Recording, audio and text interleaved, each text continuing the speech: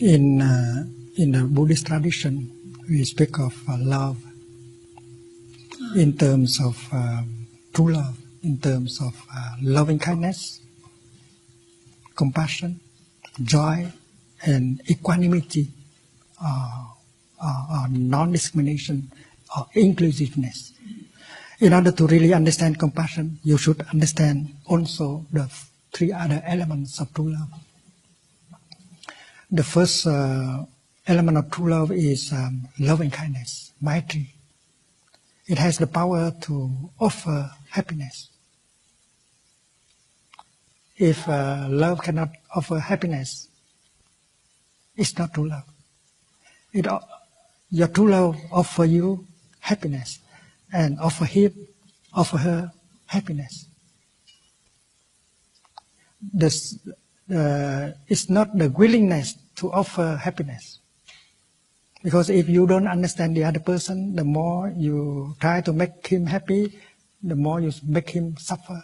So understanding him, understanding her suffering and need before you can practice loving kindness, maitri. In Asia, there is a fruit called durian. Many people crave for it, but for me, I cannot eat it. And then you say, dear Thầy, he worked so hard, he should eat some durian. And then you make me suffer by loving me. So we should understand the other person in order to really make him happy. And that is why understanding is the other word for love, for compassion. And that is why we should ask our partner, darling, do you think I understand you enough? If I don't understand you enough, please help me. My wife is right there.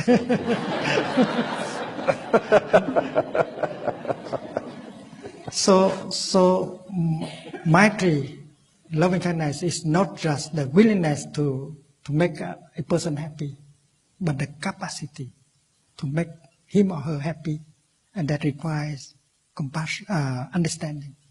And understanding requires time in order to look deeply. And then the second element is compassion, which is a karuna. Great compassion is called mahakaruna. Compassion has the power to remove the pain, the suffering. If your love cannot make the other person suffer less, it's not true love. And you have to understand his suffering, her despair, in order to help him or her suffer less. And that is why you need to have the time to look and to listen.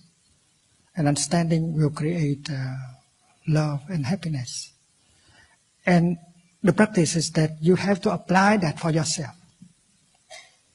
You have to apply, you have to be able to offer you happiness and compassion.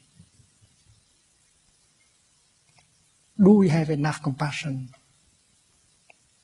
towards our body, our feeling? Do we know how to handle our body to make it suffer less? Do we know how to handle a feeling so that we can help calm down the feeling or emotion? That is self-love. The capacity to love another person relies entirely on your capacity to love yourself and take care of yourself. That is true with compassion. And the third is joy, mudita. If by loving you make the other person cry every day, that is not true love. So you create joy for yourself and for the other person. And there are many practical ways to create joy without having to go to the market and buy something to offer him or her. Suppose you say you breathe mindfully and you bring your mind home to your body, you become fresh and pleasant, and you go to her and you say, darling, you know something, I'm here for you.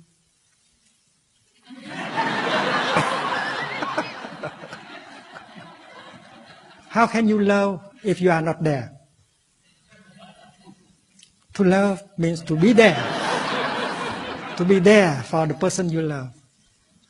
If you are so busy in your work, you are so busy making money, and then you have no time for yourself and for your beloved one. And that is why mindful breathing, mindful walking, to bring your mind home to your body and to be relaxed, fresh, and loving, and pronounce a mantra, darling, I am here for you. And that is to bring joy for yourself and for the other person. And when you are truly there and offer your presence to him or to her, you have a chance to acknowledge the presence of the other person as something very precious to you.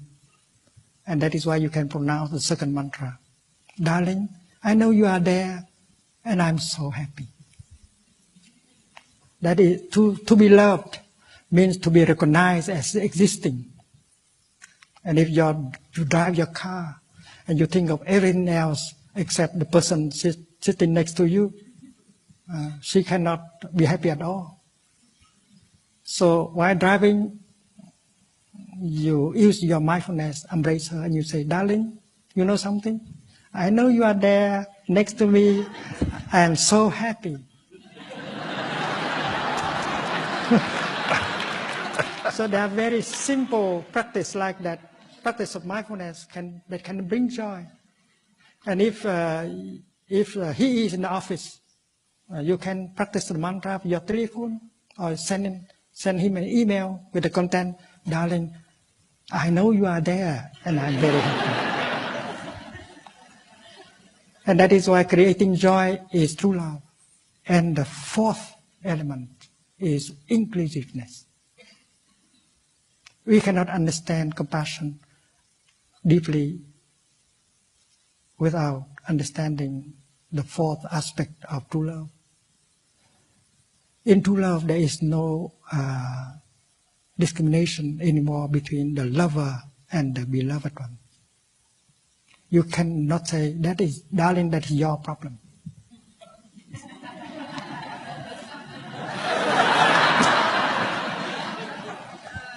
In true love, your problem is my problem. Your happiness is my happiness.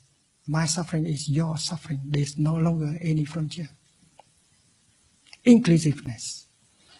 In true love, happiness and suffering are no longer individual matters.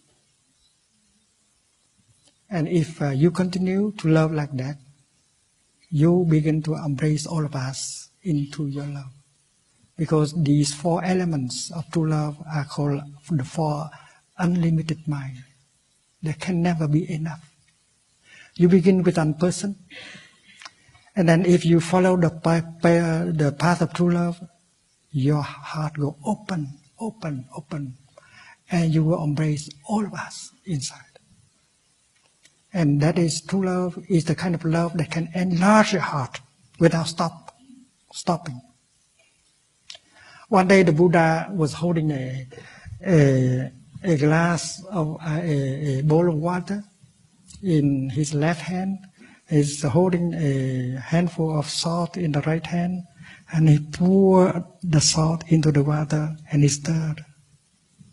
And he asked the monks, my dear friends, do you think that you can drink that water? It's so salty.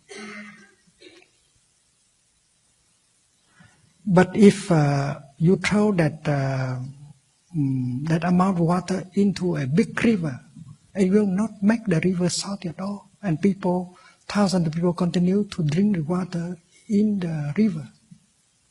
So with someone who has a great heart, a big heart, a lot of compassion, they don't suffer anymore.